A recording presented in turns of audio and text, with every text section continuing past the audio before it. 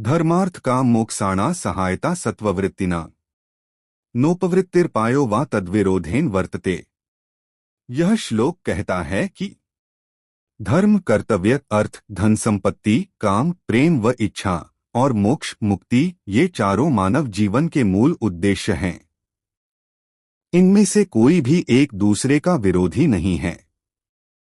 जब इंसान सद्गुणों, सत्ववृत्ति के मार्ग पर चलता है तो ये चारों एक दूसरे की सहायता करते हैं, जीवन को संतुलन देते हैं। बहुत पुरानी बात है।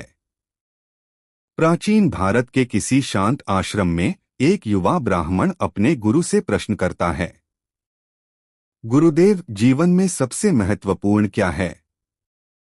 धर्म का पालन करना, धन कमाना, प्रेम करना या मोक्ष की साधना? गुरु मुस्कुराते हैं। वे आसमान की ओर देखते हैं, जहां सूरज की किरणें पीपल के पत्तों से छन रही थीं। धीरे से बोले, वत्स, जीवन नदी की तरह है। धर्म, अर्थ, काम और मोक्ष, ये चार धाराएं हैं। अगर तू किसी एक धारा को रोक देगा तो नदी असंतुलित हो जाएगी। शिष्य हैरान था। परंतु गुरुदेव, लोग कहते हैं कि काम से मोक्ष दूर होता है। गुरु हंसे, नहीं पुत्र, काम भी जीवन का हिस्सा है जब वह धर्म के अधीन हो। जिस तरह आग भोजन पकाती है, वैसे ही संयमित काम जीवन को पूर्ण बनाता है। पर अगर वही आग नियंत्रण से बाहर हो जाए तो सब जला देती है। फिर गुरु ने यह श्लोक उच्चारित किया, धर्मार्थ काम मोक्षाणा सहायता सत्ववृत्तिना। उन्होंने समझाया, जब तेरे भीतर सत्व शुद्धता होगी तो धर्म तुझे सही राह दिखाएगा, अर्थ तुझे स्थिरता देगा, काम तुझे आनंद देगा और अंत में मोक्ष तुझे मुक्ति देगा।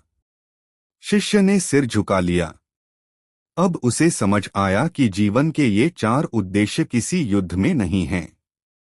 वे तो एक सुंदर संगीत की चार स्वर हैं। जहां हर स्वर अपने समय पर गूंजे तो जीवन राग बन जाता है। कामसूत्र केवल काम के विषय का ग्रंथ नहीं है, बल्कि यह जीवन संतुलन की कला सिखाने वाला ग्रंथ है। यह श्लोक हमें याद दिलाता है कि प्रेम, कर्तव्य, धन और आत्मज्ञान सब एक ही जीवन की पूरक शाखाएं हैं। जब हम इन सबको संतुलित करते हैं, तभी सच्ची पूर्णता प्राप्त होती है।